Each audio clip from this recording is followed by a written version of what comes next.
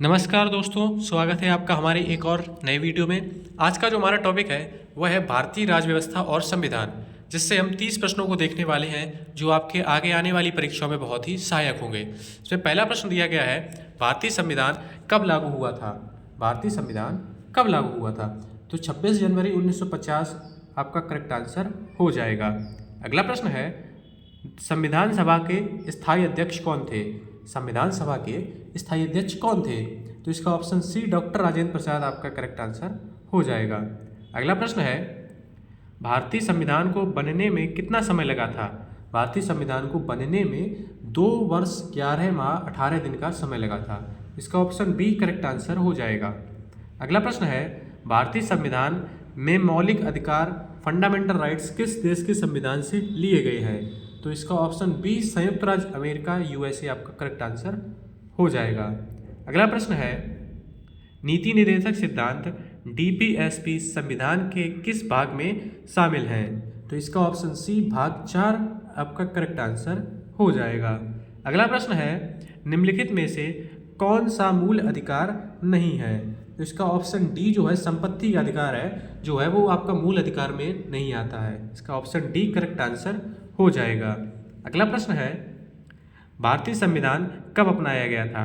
भारतीय संविधान कब अपनाया गया था? तो इसका ऑप्शन बी 26 नवंबर 1949 आपका करेक्ट आंसर हो जाएगा। अगला प्रश्न है, भारतीय संविधान में राज्य के नीति निर्देशक सिद्धांत डीपीएसपी किस देश के संविधान से लिए गए हैं? तो इसका ऑप्शन बी आयरलैंड आपका करेक्ट आंसर हो जाएगा। अगला प्रश्न है, भारत की संसदीय प्रणाली किस देश से प्रभावित है? भारत की जो संसदीय प्रणाली है वो ब्रिटेन से प्रभावित है। तो इसका ऑप्शन सी जो है वो आपका करेक्ट आंसर हो जाएगा।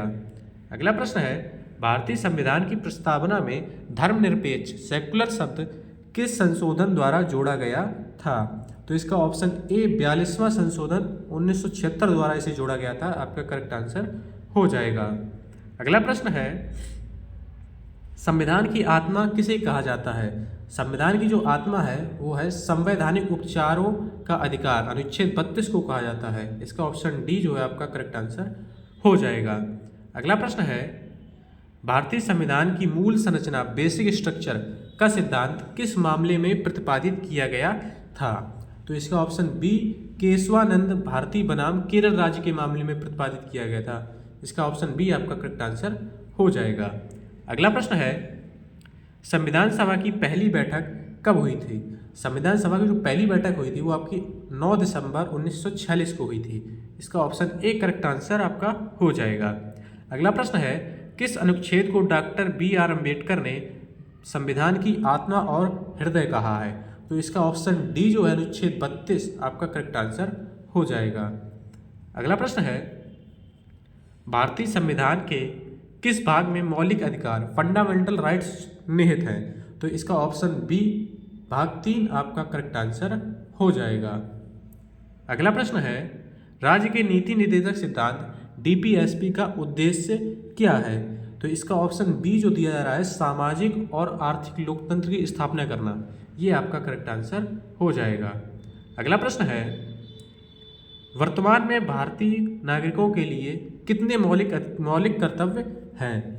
तो अभी वर्तमान में 11 मौलिक कर्तव्य हैं। इसका ऑप्शन सी आपका करेक्ट आंसर हो जाएगा। अगला प्रश्न है, शिक्षा का अधिकार राइट टू एजुकेशन एक मौलिक अधिकार कब बना? तो इसका ऑप्शन सी 2002 46वां संशोधन द्वारा बनाया गया इसे। इसका आपका करेक्ट आंसर हो जाएगा। अगला प्रश्न है, भारत के राष्ट्रपति को पद की शपथ कौन दिलाता है? तो इसका ऑप्शन सी भारत के मुख्य न्यायाधीश दिलाते हैं। आपका करेक्ट आंसर हो जाएगा। अगला प्रश्न है, राष्ट्रपति अपना त्याग पत्र किसे सौंपता है? राष्ट्रपति जो है अपना त्याग पत्र उपराष्ट्रपति को सौंपता है। इसका ऑप्शन सी करेक्ट आंसर हो जाएगा। अगला प्रश्न है, मंत्रिपरिषद सामूहिक रूप से किसके प्रति उत्तरदायी होती है? मंत्रिपरिषद सामूहिक रूप से किसके प्रति उत्तरदायी होती है? तो मंत्रिपरिषद जो होती है वो लोकसभा के प्रति उत्तरदायी होती है। इसका ऑप्शन सी आपका करेक्ट आंसर हो जाएगा। अगला प्रश्न है, भारत के महान्यायवादी अटॉर्नी जनरल ऑफ इंडिया की नियुक्ति कौन करता है? भारत के महान्यायवादी की नियुक्ति कौन करता है? भारत के जो महान्यायवादी की नियुक्ति करता है वो आपका राष्ट्रपति करता है। इसका ऑप्शन सी करेक्ट आंसर हो जाएगा।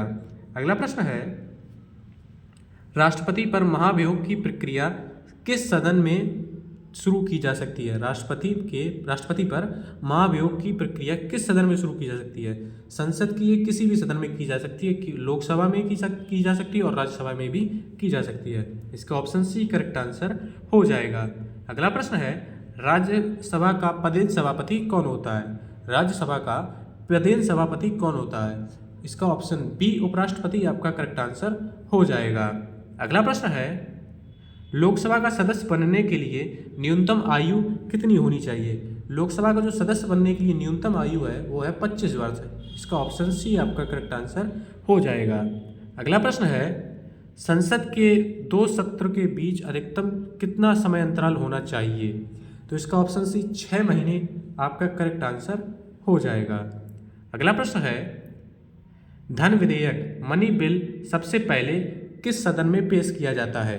तो धन विधेयक जो है मनी बिल वो आपका सबसे पहले लोकसभा में पेश किया जाता है। इसका ऑप्शन ए करेक्ट आंसर हो जाएगा। अगला प्रश्न है, संसद के संयुक्त सत्र की अध्यक्षता कौन करता है? संसद के संयुक्त सत्र की अध्यक्षता कौन करता है? तो इसका ऑप्शन सी लोकसभा अध्यक्ष आपका करेक्ट आंसर हो जाएगा। अगला प्रश्न है, भारतीय संविधान का संरक्षक गार्जियन कौन है? भारतीय संविधान का संरक्षक कौन है? तो इसका ऑप्शन सी जो है सर्वोच्च न्यायालय भारतीय संविधान का संरक्षक है। ऑप्शन सी इसका करेक्ट आंसर हो जाएगा। अंतिम प्रश्न यह है, सर्वोच्च न्यायालय के न्यायाधीशों की सेवानिवृत्ति की आयु क्या है? सर्वोच्च न्यायालय के न्यायाधीशों की सेवानिवृत्ति आयु क्या है? तो इसका ऑप्शन सी 65 वर्ष है, आपका करेक्ट आंसर हो जाएगा। तो ये थे हमारे भारतीय राज्य व्यवस्था और संविधान से जुड़े हुए 30 बहुत ही महत्वपूर्ण प्रश्न, जो आपके आगे आने वाली परीक्षा में बहुत ही सहायक होंगे। वीडियो अच्छा लगा हो तो लाइक करें और चैनल को सब्सक्राइब करें। जय हिंद।